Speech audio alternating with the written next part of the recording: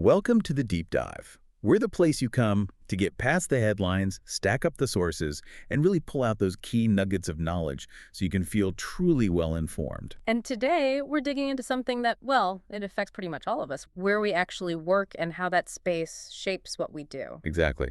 We often think of our workspace as just there, a desk, a chair, maybe a plant if you're lucky. But what if it's much more than that? Mm-hmm. What if it's actively influencing your thinking, your collaboration, even your breakthroughs? That's what we're exploring today. We're looking at insights from a source called notebook.pdf, specifically a recent article in Research Policy. Right, by Alessandra Migliore and her colleagues. They looked at a huge data set, over 7,800 Italian academics, to understand this workspace effect. And our mission here is to unpack how workspace design isn't just, a background detail. The research suggests it's a fundamental force. A foundational force, yeah.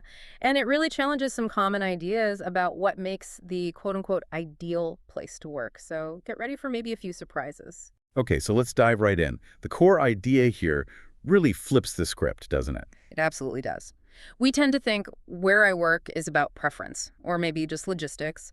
But this paper argues workspace design is a structural determinant. Structural determinant. Okay, what does that mean in plain English? It means the environment itself isn't passive. It's actively shaping how work, especially knowledge work like research, gets organized and actually done. It's part of the structure, not just decoration. So the space itself is almost like a participant. That's a great way to put it, a key player. They describe academic work as highly mobile, very task-dependent. You switch modes, constantly writing, meeting, lab work. Right. And the physical setup, even how you perceive that setup, is it quiet? Is it collaborative? Heavily influences whether you do a task at home or on campus or somewhere else. And this isn't just about academics, right? You can see the parallels for almost anyone doing complex thinking work. Absolutely. Designers, writers, engineers, consultants, anyone juggling focused work with collaboration. It's about how your environment enables or hinders your best thinking. That definitely makes you look at your desk differently. Yeah. So how did the researchers break down something as complex as workspace design? It seems like it could mean a lot of things. Yeah, they needed a framework. They drew on existing literature about organizational space and identified 4 key dimensions. These aren't separate silos. They work together to shape where people choose to be and where they can be productive. Okay, 4 dimensions. Let's walk through them. What's the first one? First up is physical structure. This is the literal, tangible stuff. The layout of offices, are they open plan, private?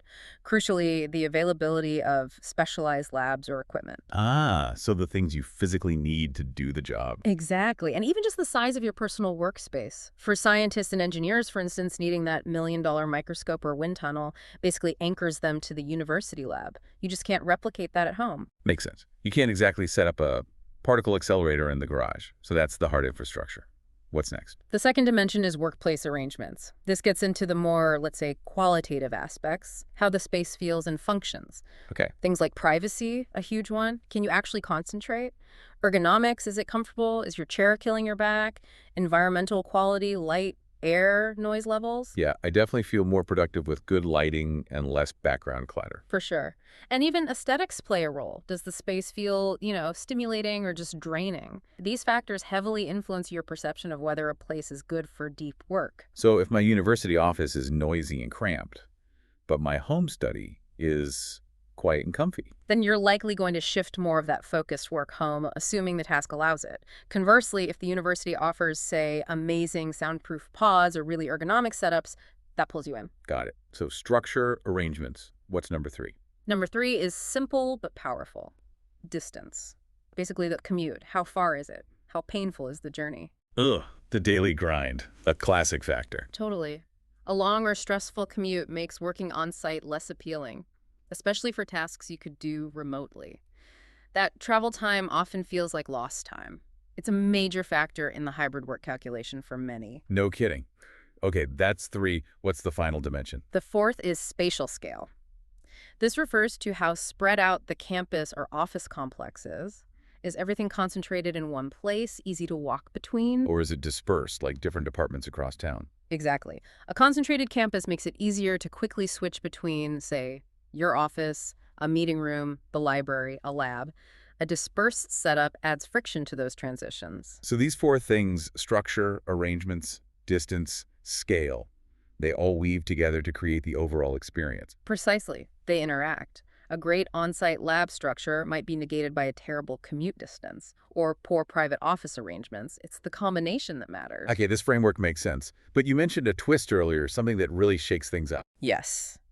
This is, I think, the most fascinating part and maybe the biggest aha moment. The study found huge differences across academic disciplines. It's absolutely not one size fits all. Right. So the idea that there's one best way to set up a workspace, whether it's fully remote or fully in office, just doesn't hold up when you look closer. Not at all. It fundamentally depends on the kind of work being done.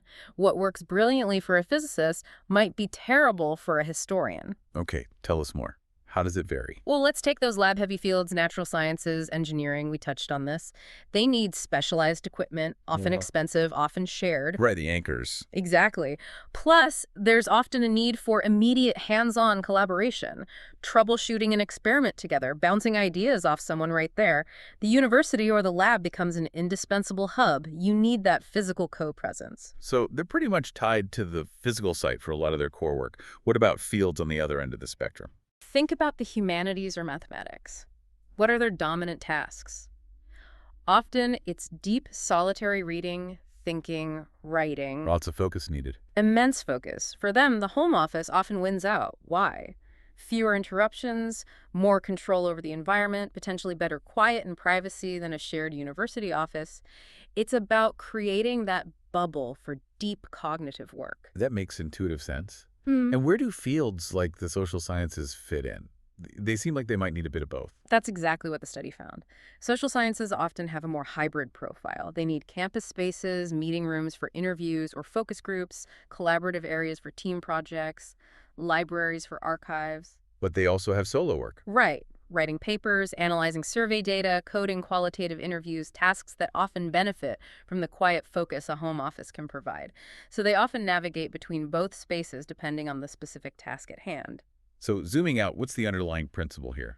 It comes down to what the researchers call epistemic cultures, basically. The unique ways different fields create and validate knowledge and task interdependencies, how much you need to interact with others versus work alone for specific tasks. Wow. So the ideal space isn't generic. It's tied to the very nature of the knowledge being produced. Precisely. You need to align the space with the work's demands. Okay, so we understand why people might prefer different spaces. But does it actually matter for getting stuff done? Does it impact productivity? Ah, the million-dollar question. And yes, it absolutely does. This isn't just about preference or comfort. The analysis showed a clear correlation between these spatial choices and actual scientific productivity patterns. Really? So the right environment actually makes people more productive. Significantly so. Well-designed environments, whether that's a functional home office or a well-equipped, comfortable campus space, genuinely enhance efficiency and research output. So struggling against your environment isn't just annoying, it's actively hindering your potential output. Exactly. Think about it like trying to run a marathon in flip-flops. You might finish, but it's going to be slower, harder, and probably less successful than if you had proper running shoes. The environment is a tool. That's a powerful analogy. It elevates space from a nice-to-have to essential infrastructure. That's the key implication. Workspace design isn't secondary. It's as fundamental to knowledge production as having the right software. Access to journals or, electricity. It's part of the core infrastructure that enables good work. This has huge implications beyond universities, especially now with hybrid work being so common. What are the big takeaways for managers, leaders, or even just individuals trying to optimize their own work? Well, for universities specifically, the message is clear. Stop thinking standardized. A single model for offices or labs won't cut it. You need diverse environments reflecting diverse needs. So invest strategically in different kinds of spaces. Yes. More specialized labs were needed, sure, but also better quiet zones, more flexible collaboration hubs, maybe even better support for effective homeworking setups. It's about matching the investment to the actual work being done. And translating that outside academia for, say, a tech company or a design firm. The principle holds beautifully. Knowledge work thrives when people can match their space to their task. Giving people autonomy and choice where feasible is key. So flexibility is important, but it's not just about where, it's about the quality of those options. Absolutely. A poorly equipped home office or a distracting open plan office might offer flexibility in location, but they don't offer productive environments. So it's about providing good options considering environmental quality, ergonomics, privacy needs alongside flexibility. It really pushes us to think more deeply about where work happens best, not just who does it. Exactly. It's about enabling people by providing environments where their specific type of knowledge work can actually flourish. It reframes the whole conversation about the future of work. Wow. Okay, that was genuinely illuminating. We started thinking about academics and ended up rethinking the fundamental role of space for anyone doing knowledge work. Yeah, unpacking those four dimensions, structure, arrangements, distance, scale, and seeing how they play out differently across disciplines really highlights it. It's not simple. And the link to productivity is crucial. It's not just about making people happy. It's about enabling their best, most efficient work. Definitely. The idea that a well-designed space, wherever it is actually part of your productive toolkit is something we all need to internalize, I think. So the takeaway for you listening isn't just theoretical. As you go about your day, think about your own work. Where are you doing it? And how well does that space actually fit the cognitive needs, the social needs of the specific task you're trying to accomplish right now?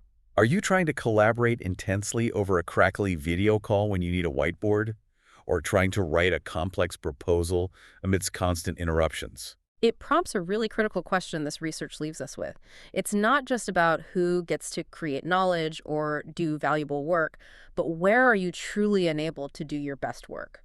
Definitely something to mull over as we all keep navigating this evolving world of work. Thanks so much for joining us for this deep dive.